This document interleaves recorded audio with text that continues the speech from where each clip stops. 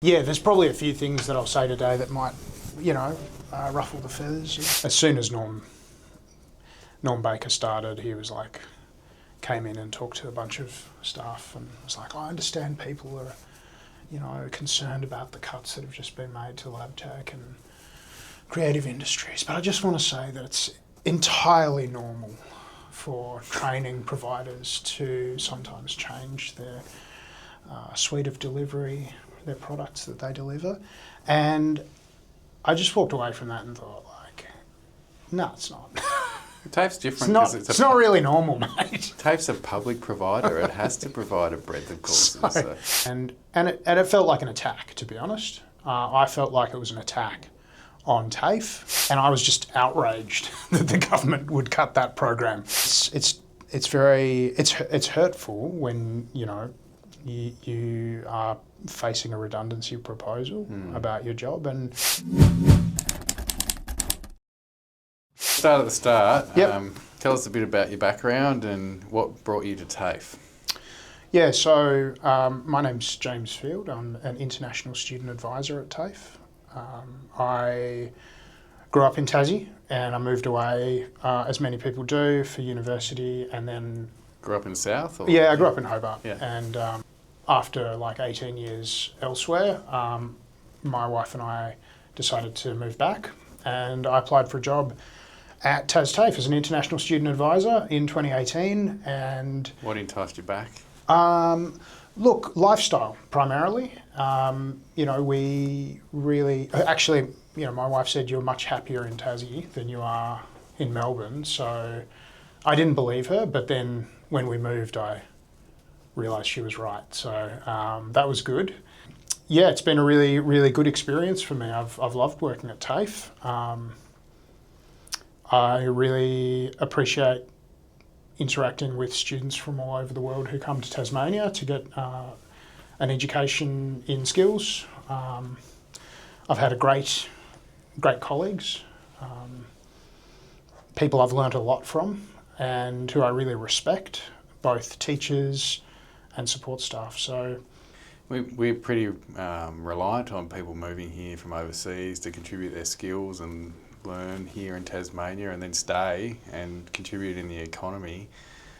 So that would be rewarding, seeing people come here and move through that pathway. Yeah, it really is. And it's great when that pathway works well. I think anybody who has any knowledge of the challenges that people face as international students transitioning into work and then trying to get permanent residency, I call it a snakes and ladders game, because sometimes the goalposts move because of policy settings. People can get caught out. It can be really rough. But basically, if you come to Australia and you get an education and then you work in that skilled area and then you apply for a skilled visa and you have got good English, then that's a really great benefit for us. And yeah, we definitely educate people to do that at TasTAFE in lots of courses, and that's a great benefit for Tasmania. And they go on to be tradies and health workers and educators in our early education and care and a whole range of sectors. Yep, 100%. So went out for dinner the other day in Hobart to a restaurant being run by one of our former graduates. Bumped into a graduate in the supermarket on the weekend who's working in hospitality and I guess food services, but she's doing really well and she's super happy. People who go through the enrolled nursing program at TasTAFE, that's a super valuable course for them, and their skills are valuable for our community and individual support, aged care, disability. It can be a great pathway for people, but it is pretty challenging. And I guess that's what my role is, to help and walk with people on that road. Navigate that system, yeah. Tell us about the morale at TasTAFE at the moment. We obviously, you alluded to it before, we've had course cuts in the creative industries, in laboratory technicians. So today there's some cuts in music as well, and people are worried about that in those industries, let alone the teachers and the staff at TasTAFE. Yeah, I think morale, it differs a little bit depending on where you're working, but broadly speaking, there's a sense of disbelief. I think that last year when the budget came down and then come to when the cuts were made to creative industries and lab tech, that was a really hard time for folks and hard for me. I mean, I have good friends who are teachers in the lab tech program, and we had international students who went through that program. It was an awesome opportunity for them. And I was just outraged that the government would cut that program. Like, I could not believe that they could take such dedicated teachers with such a great course and just trash it in the bin. Like, Well, it was a mistake. They're trying to re-establish it now, but not through TasTAFE. I wrote that many letters to parliamentarians when it happened, and all of the responses were like, oh, it's a pretty small course. Oh, we're going to get rid of it. Yeah, no, look, we appreciate your concerns, but blah, blah, blah. And, you know, that made me incredibly angry and just feel like the government, and I did feel very much like the government came over the top of the board and the CEO, and essentially Skills Tas said, well, we're not funding those courses anymore. So there was no choice for the TasTAFE executive at the time to sort of work around that, really. They came over the top and just binned it, and it felt like an attack, to be honest. I felt like it was an attack on TAFE, an attack on really hardworking teachers, an attack on the students that want to do those courses. And as a result of that, I put my hand up to be a union delegate at the CPSU, the Community and Public Sector Union, and got trained at the beginning of this year because I thought, okay, 2026 is going to be a really terrible year at TasTAFE and we need to organise. The reality is that now my job is going to be made redundant. So my career as a union delegate at TasTAFE is looking pretty short, but I've tried to do what I can up until now to get the word out there to people that, you know, the staff and students at TasTAFE are not alone in this fight, that there are a lot of people outside of TasTAFE who care about TAFE as a public institution and who don't have the same vision of it as the government and who want to fight these cuts. So being made redundant, that must have been a real shock. How did they deliver that news to you? So it was delivered in a pretty rushed way, I would say. On the Monday, we got an email saying, you know, tomorrow you need to come to a meeting, which was the Tuesday. And the reason why we needed to have that meeting was that in that Tuesday afternoon, there was the paper tabled in Parliament by the Minister that said, these courses, programs and jobs are on the chopping block. So, you know, I think they just wanted to front run that and make sure that we didn't hear about it in the media. Then we didn't get any detail on that for a week. Then we've had some detail. The detail doesn't look good. It doesn't look good for us. I guess to clarify for anybody watching, like, this isn't just international student advisors, it's also English language teachers in the Adult Migrant English program, which I'm furious about because those people are absolute legends and they deserve to be supported by the government. They support refugees and migrants who've just arrived in Tasmania to learn English and be able to get a job. I mean, what kind of government does that? That is heartless. That's utterly heartless, and it is damaging to our society. Pulling funding from services to prisons. That's also in that paper, the budget paper, and it's been announced that there are positions that will be made redundant in that area. And when we add that to the course cuts in lab tech and in creative industries, like it just sort of doesn't make a lot of sense, does it? And they're not even close to trying to achieve their figure. So there's a lot more on the way. The thing about TasTAFE is it's a public provider. It's not a business run for profit. It needs to provide a breadth of courses across the economy to create opportunities for Tasmanians. Would you agree with that?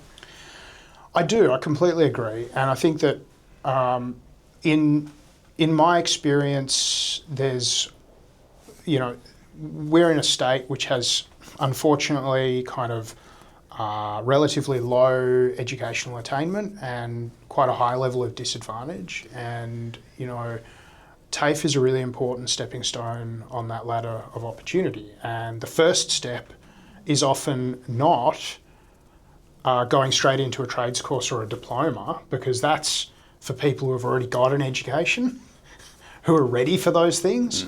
There's a whole lot of steps before that need to be factored in. And by narrowing the focus down to, job-ready graduates, as it were, which is very focused on the benefit of TAFE for industry, we're losing the benefit of TAFE to people in the community who otherwise aren't getting opportunities and creating opportunities. And then becoming that job-ready person. That's exactly right. So, actually, it's not that I disagree with job-ready graduates. I mean, that's awesome. Let's have more of them and do it in a really efficient and excellent way. I think that's totally something that everybody can get behind. But TAFE should be the core. Public TAFE should be the core. And the reason why it should be the core and why it has to be public is that private providers are not going to do the work of skilling up Tasmanians as a community institution, because they're not a community institution. They're businesses. Okay? So I think that's where the whole sort of policy perspective has gone awry in where we're at the moment. And I just think that narrowing, and coming to your point about the breadth of courses that TAFE should offer, it's really important for people to realise that if you study a creative industries course, then you weren't just learning how to make dresses or edit videos or, film something. You're also learning how to manage a budget and how to roster staff or organise people in a small business. These were job ready. These were employability skills that were embedded in those training packages, because that's what VET's all about. You don't just learn the narrow skill, you also learn how to embed that skill in an employment context. So that only doubles the sort of sense of short-sightedness in targeting those particular courses for being cut. And I think those cuts should be reversed. Yep. They should be funded, and they should get those courses back on scope and deliver them, because it's valuable for Tasmanians. Yeah, well, when we've got skill shortages in those areas and across the economy, and you're lifting people out of disadvantage through pathways and supporting their literacy and numeracy so they can get to that pathway of being job ready, that just makes sense economically, doesn't it? It does. And I think, one of my experiences at the moment, and one of my great frustrations with where TAFE is at, is that basically since the budget last year, there's been a hiring freeze, like a selective hiring freeze. Some roles still get hired for, but a lot don't.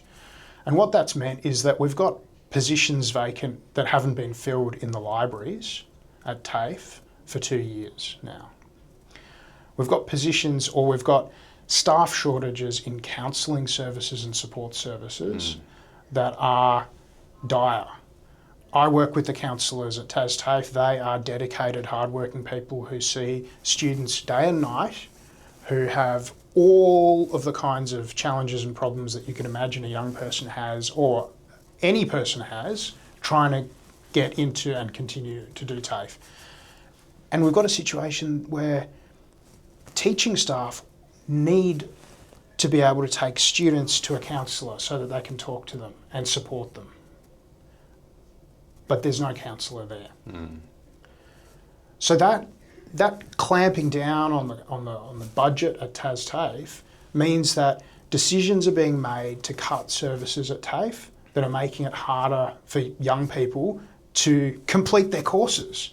So, it's not like, we don't have counsellors at a TAFE or a university just because it's kind of nice to have. We have it because it helps people complete their courses and get through when they're having a hard time. And I don't see that reflected in the behaviour of TasTAFE management at the moment or in the policies of the government. They talk about investing in TAFE. I think they invest in buildings, and they're really interested in investing in buildings and facilities, some facilities, not the Devonport campus roof.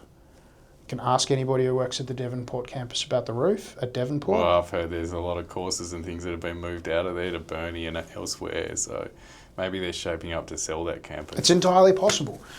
And I mean, investment in the automotive training facility at Cambridge, which I notice the minister was spruiking the other day, well, that only happened because there was a flood in the basement of Campbell Street and they had to move out. So it wasn't as if it was like a generous sort of policy decision. It was more a response to a crisis. The focus seems to be on, you know, buildings and training facilities, capital investments at the expense of actually getting services to people where they need it, to get them through. And after all, the most important infrastructure in a community is the people who are educated or skilled up. It's not actually the building. The buildings are important, don't get me wrong. Like, people should have good training, good high quality training facilities. But if you focus on that at the expense of actually running the business in a way, or funding it as the government in a way that allows it to achieve its goals, then unfortunately, you know, you're letting people down. And that's what I feel about this whole situation. Cutting TAFE, cutting teachers, cutting services. It's letting people down. It's letting TasTAFE staff, CPSU members who are looking at job cuts and redundancies, it's letting them down. And it's letting down students at TasTAFE who need supports that they're not getting to achieve their goals. So we obviously share it, same goal in that we want to stop the cuts at TasTAFE. I'd like to see some of those creative industry courses and lab tech restored too. I believe in the public provider. What can people who are following on, what can they do to help? Because we can't let this happen. Yeah, I think that from my perspective, they can talk to their family and friends about their experiences at TAFE, and where they know of situations where people have not been able to be supported to continue or to complete their courses, to let the minister know about that. You know, at the end of the day, the minister's the responsible one who has to take responsibility for the skills and training delivery in Tasmania. And let their local member know, or let their federal member know. But the point is that, you know, the amount of money that goes to TAFE is probably not enough. And when I looked at, you know, I looked at the budget papers from last year and I tried to make sense of them with my amateur sort of level of understanding, but the numbers got smaller as the years progressed. Like, I don't know what that means exactly, but my guess is that it means that the government's planning to give less money to TAFE over the forward estimates than they previously have, and that's going to be bad for everybody, and they shouldn't do that. They should fund TAFE properly. And I guess, Josh, to be honest, that brings me to my sort of big frustration with the whole thing, which is, okay, $43 million or $45 million or some other figure that's been pulled out of the air. Where does that come from? Like, I don't know where that comes from. The CEO hasn't explained where that's come from exactly. Like, what does that mean in practice? Does that just mean that is that the difference between what the government needs to pay TAFE to keep running and what it's prepared to pay TAFE? Or is that the amount that TAFE's actually over budget? And what's that modelling done on? Like, well, how is that modelling done? Nobody's explained that to us as staff at TasTAFE. And so in the background, we're like, okay, so apparently we've been going over budget, or at least the executive's been deciding to spend too much money and go over budget. But now all of our, you know, heaps of our staff and our colleagues are getting cut. Their jobs are going. that's disbelief. That's going back to that issue of disbelief. Like, people just can't believe it. They're like, what's going on? What do you mean you're cutting TAFE? We're not rolling in money. Yeah, so it's pretty dire situation.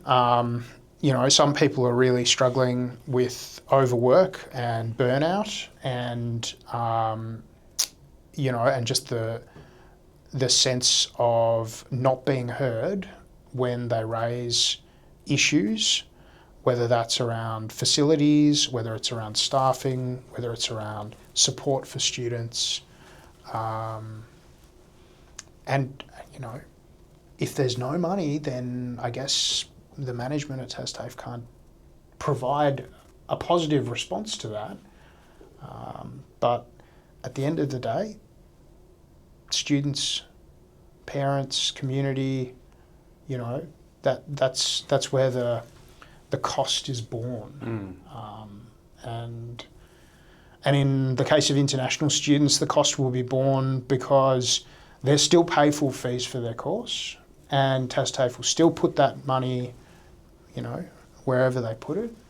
But the services that actually exist, in other words, my job, will not be there. And students have told me, international students have just said to me, we've heard about this, but well, who will help us when you're not around? Like, a student who's studied on the mainland, and we get a lot of students who've studied on the mainland, said, you know, when I studied masters at this university, the only reason they'd call me up was if I was one day late on my fee payment. But, you know, you call me up about how I'm going and why I wasn't in class and how you can help me to get on with my course. So it's hurtful when, you know, you are facing a redundancy proposal about your job, and you know, it's hurting my colleagues and stressing them out. This is a human impact, not just a number that's set in Parliament. It's a real impact on you and your family and your students that you support. Yeah, and it's you know, it just doesn't feel like it makes any sense. And we wish it was different, but I'm very pessimistic about there being any other outcome than us being made redundant. Because if by whatever calculations they've come up with, you know, somehow we make a big loss for the business, then we've got to go. But I guess my question is, what about the work that we do that gets parcelled out to other staff? And those staff are already struggling. So, you know, once again, it's cutting money out, fixing a budget deficit. Yeah, but the costs will be borne by the community. So that's, I guess, how I feel about it at the moment. And it is a bit depressing for individuals, and it's also hard for people at TAFE to deal with. So thanks for the chat, James. And I think just to finish, is there anything else you'd like to tell our viewers? I think that I want to tell them that I've been incredibly fortunate to work at TAFE with awesome people who are dedicated to their jobs, who care about the experience of students and the outcomes that they get. And that's across the board. You know, every job that you cut out of TasTAFE is cutting somebody who really wants to help Tasmanians succeed by getting through their training and getting a job and having a better life. And that's why I think these cuts are such a terrible idea. They're short-sighted, and I really hope that the government sees the error of their ways and turns this around.